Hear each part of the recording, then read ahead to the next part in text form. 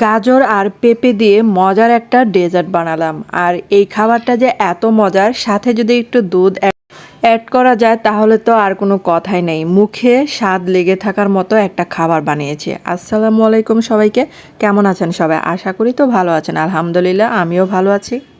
এখানে 2 কাপের মতো গাজরটা গ্রেট করে দিয়েছি, তারপর 1 কাপ দিয়েছিলাম পেঁপে গ্রেট করা।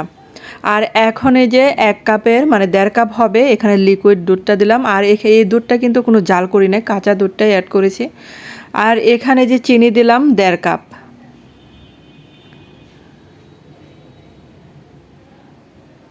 আর স্বাদ মতো লবণ দিলাম। তো আমি কিন্তু চুলার জালটা বন্ধ রেখেছি, চুলার জালটা বন্ধ রেখে এগুলা ভালো করে মিশিয়ে নিচ্ছি। তো এখন এই যে কিছুটা দারচিনি এলাচ দিয়ে দিলাম, আর চুলার জালটা কিন্তু এখন অন করে দিয়েছি। আর আমার চ্যানেলে যদি আপনারা নতুন হয়ে থাকেন, চ্যানেলটাকে সাবস্ক্রাইব করে পাশে থাকার অনুরোধ রইল।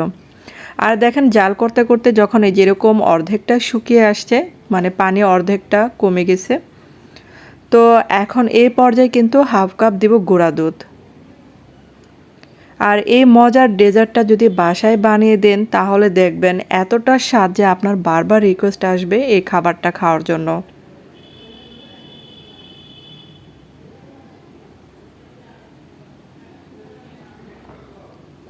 আর এখানে দিলাম 2 চা চামচের মতো ঘি।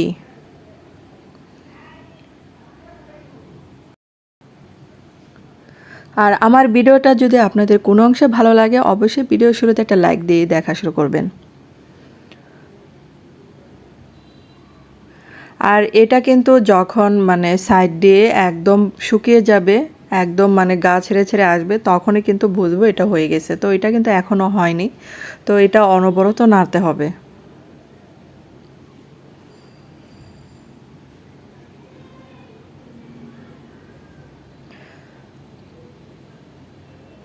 আর এটা দেখেন প্রায় কিন্তু হয়ে গেছে, তো এটা এখন নামিয়ে ফেলবো এটা।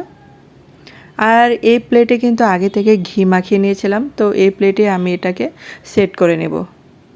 তো একটা স্প্যাচুলার সাহায্যে আমি ভালো করে সেট করে নিচ্ছি এটা, যেহেতু একটু গরম আছে। আর এটা সেট করে দেওয়ার পর এখন এই যে একটু কিছুটা ঠান্ডা হয়েছিল, তো আমি এই যে কেটে নিচ্ছি এখন।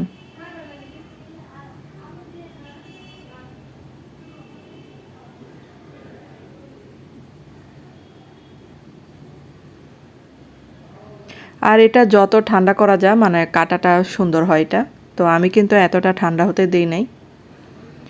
তো হয়ে গেল আমার পেঁপে গাজরের বরফি। আর এত মজার এই খাবারটা, মানে যাকে দিয়েছি সেই বলে মুখটা মেরে যাচ্ছে, এতটা মজার হয়েছিল। তো যারা এভাবে এখনও খান নাই বাসায়, অবশ্যই ট্রাই করে দেখবেন। আর ফেসবুকে ভিডিওটা যদি মানে ভালো লাগে, অবশ্যই ভিডিওটা একটু শেয়ার করে দেবেন। তো কেমন হলো অবশ্যই কমেন্ট করবেন। আর আমার এই রেসিপি দেখে বানালে অবশ্যই আমার কমেন্ট বক্সে জানাবেন কেমন হলো। আর এই খাবারটা যখন আমি বাসায় বানিয়ে দেই, সবাই অনেক অনেক পছন্দ করে, এত মজার একটা খাবার। তো মুখে স্বাদ লেগে থাকার মতো এই খাবারটা। তো একটা আপনাদেরকে ভেঙে দেখাচ্ছি এটা কতটা মানে ভিতরেটা জুসি হয়েছিল। আর এটা বানালে কিন্তু যখন তখন শেষ হয়ে যায়, খুবই মজার এই খাবারটা। তো দেখতেই পারছেন কতটা জুসি ছিল ভিতরেটা। তো ধন্যবাদ সবাইকে এতক্ষণ আমার ভিডিওটা দেখার জন্য।